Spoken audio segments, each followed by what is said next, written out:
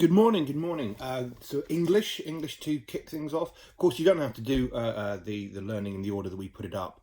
You might want to mix it up some days. It's just that often at school we tend to open up with English and then go into maths and then do the foundation, all the other subjects, bits and pieces, in the afternoon. So bit of routine, but you can obviously approach it in any way you like. So today we are doing verbs. We're doing verbs. Now it says here verbs are doing and being words. I mean, it tends to be that when we explain it, we would go with more of the doing word bit than anything else. But yeah, being is also another way of looking at it. So let's have a look here. So we have the penguin runs. We have the boots are blue. And then underneath the verb needs to match the person doing the action.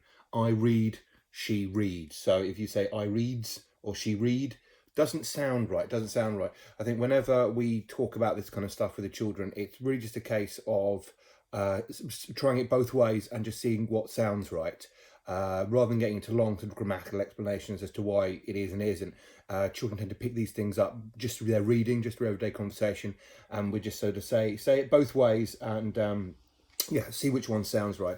And then underneath, verbs can have an ing on the end. Verbs with ing on the end show that something is happening or was happening. The chef is cooking, the frog was eating. Obviously, that's ing as in the suffix ing, not a word like ring or sing. We have gone over in the past suffixes and prefixes with the children. More so the suffixes than the prefixes. Bits that can get stuck on the end of words like ing or ed, the ed, that sort of add to the word's meaning rather than change it, like an un at the beginning.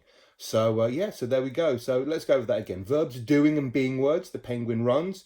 The boots are blue. The verb needs to match the person doing the action. I read, she reads. Verbs can have ing on the end. Words with ing on the end show that something is happening or was happening. The chef is cooking. The frog was eating.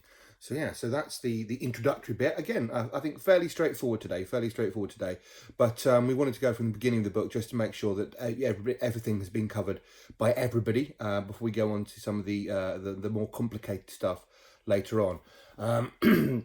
And so the questions for you to work through today.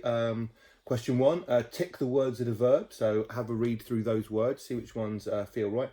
Question 2, circle the correct verb to complete each sentence. So you've got a couple of options there, figure out which is which. With those, try reading the sentence out loud and saying each word in turn, see which one feels right. And 3, complete the table below by adding ing to the verbs. So you've got the words on the left-hand side and then add the ing suffix to turn them, to complete that table. So there you go. That is today's English. And I'll talk a little bit more about what we can do for the extension, for the challenge, when I come back with the answers.